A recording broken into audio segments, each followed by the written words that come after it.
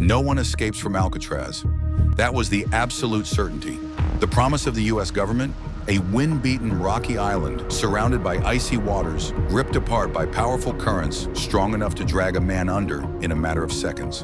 And at the top of it all, the most secure prison in the country. Here, on Alcatraz, no one had ever escaped. And yet, on the night of June 11, 1962, 3 inmates attempted the impossible. A hole dug through crumbling concrete, papier-mâché dummy heads, a raft patched together from more than 50 raincoats. And then, silence.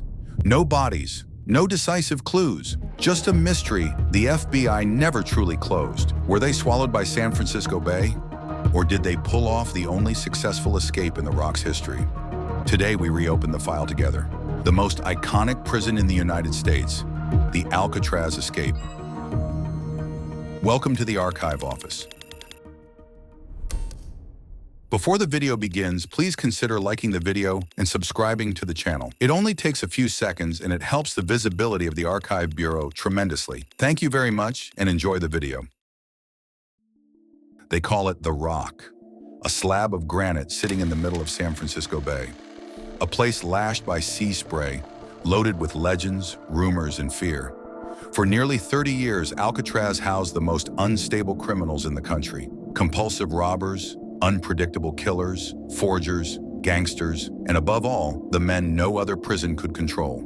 In the early 1930s, the United States is battered by prohibition and a surge in crime. Escapes multiply, prisons overflow, and the authorities search for a symbol, a facility designed to crush any hope of getting out. On August 12, 1933, Alcatraz Island is transferred to the federal government. Hundreds of thousands of dollars are poured in to turn an old military fort into the ultimate penitentiary. Located about 2 kilometers from shore, the island offers a terrifying natural barrier, icy water, and sharks drawn to movement. And on top of that, the prison itself. 1 guard for every 3 inmates, cells barely 4 square meters, and a system designed to break the mind. At Alcatraz, you are not called by your name, but by your number. And strangely, the showers there are hot, not for comfort, but to prevent prisoners from getting used to the bay's freezing water. A simple strategy: kill the very idea of escape. In January 1960, a new inmate arrives on the island. Frank Morris, 33 years old. A quiet man, but intelligent, very intelligent. His IQ is said to be over 130, and his entire life has been a long succession of escape attempts. He is placed near another inmate, Alan West, already known for a previous escape from Atlanta. A few months later, 2 new arrivals set down their metal suitcases. The Anglin brothers, inseparable, expert bank robbers with repeated escape attempts of their own. The 4 men share one thing: they all came from the same prison, Atlanta, and they all carry the same obsession: getting out no matter the cost. In the mess hall, in the workshops, in neighboring cells, the idea grows. Then it evolves and finally becomes a plan. One detail changes everything. Morris notices that parts of Alcatraz are crumbling. The prison is aging. Salt air eats away at structures. Concrete cracks. Each cell has a ventilation grill behind the toilet. If the wall is weakening, then a passage might be possible. The goal is simple: scrape, saw, and dig around that grill until they reach the service corridor behind the cells. A narrow space, dusty, but not monitored. For 6 months, the 4 men get to work. Blades stolen from the workshop, spoons taken from the cafeteria, and most importantly, music, played to cover the sound of scraping. The debris is hidden in their pants, then scattered little by little in the yard each day. To hide the damage, they build fake ventilation covers using stolen magazines and papier-mâché. In the dim light, the illusion is perfect. One evening, the holes are finally large enough. Behind them, an abandoned corridor is waiting. But escaping the building is only part of the problem. The real challenge is the bay. Impossible to swim, impossible to float without equipment, impossible unless you build it yourself. The 4 men begin building a raft. The material, raincoats issued by the prison. They steal more than 50, stitch them together with thread diverted from the upholstery shop, then steam seal them to create a watertight assembly. They also make life vests and a handmade pump built from an accordion-like device. Then come the dummy heads, toilet paper, soap, stolen paint, and hair collected from the prison barber.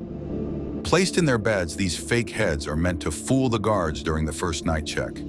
It is June 11th, 1962, and everything is ready. 10 p.m., last count. The guards lock the cells. Silence returns. 10:30 p.m. The dummy heads are placed. The fake grills are removed.